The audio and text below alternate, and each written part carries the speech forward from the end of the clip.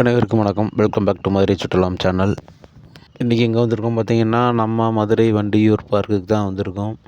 So 21 தமிழ்நாட்டு முதலமைச்சர் வந்து திறந்து வச்சுட்டு போனாங்க. உள்ள அப்போ வந்து அந்த 21 மட்டும் வந்து ஃப்ரீயாக வந்து அலோவ் பண்ணிகிட்டு இருந்தாங்க. 22 ஞாயிற்றுக்கிழமை நம்ம ஈவினிங் போகலாம்னு சொல்லிட்டு போனோம். ஒரு நல்ல பயங்கரமான கூட்டம் கூட சொல்லலாம். மதுரை மக்கள் எல்லாருமே அங்கே இருந்தாங்க. அவ்வளோ அதிகமான ஒரு கூட்டம்.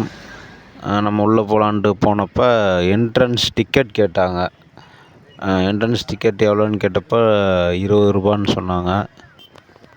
ஸோ மக்கள் எல்லாருமே வந்துட்டு பாதி மக்களுக்கு மேலே திரும்பி தான் போனாங்க. காரணம் என்னென்னு கேட்டிங்கன்னா, இன்றைக்கி வர ஃப்ரீயாக தான் இருக்கும் அப்படின்ற மாதிரி சொன்னாங்க.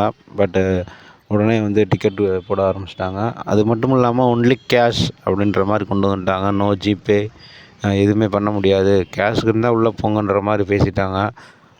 மேக்ஸிமம் இப்போ எல்லாருமே யூபிஐக்கு மாறிட்டாங்க. ஒரு சில பேர் தான் காசு வச்சு அப்படியே மாற்றிட்டுருக்காங்க. நிறையா மக்கள் திரும்ப போயிட்டாங்கன்றதான் உண்மை.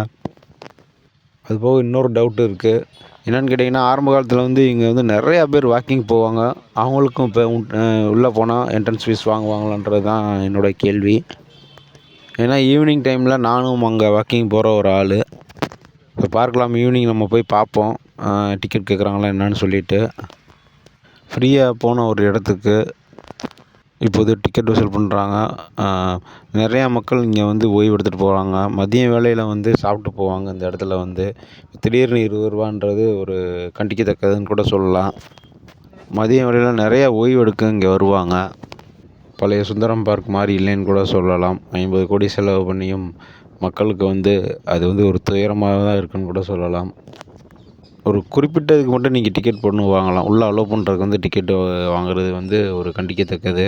மதுரை மக்களுக்கு ரொம்ப வருத்தமாக நிறையா பேர் புலம்பிட்டு தான் போனாங்க. ஸோ இதை அரசாங்கம் ஒரு நடவடிக்கை எடுக்க வேண்டும். மாநகராட்சி நடவடிக்கை எடுக்க வேண்டும். நன்றி.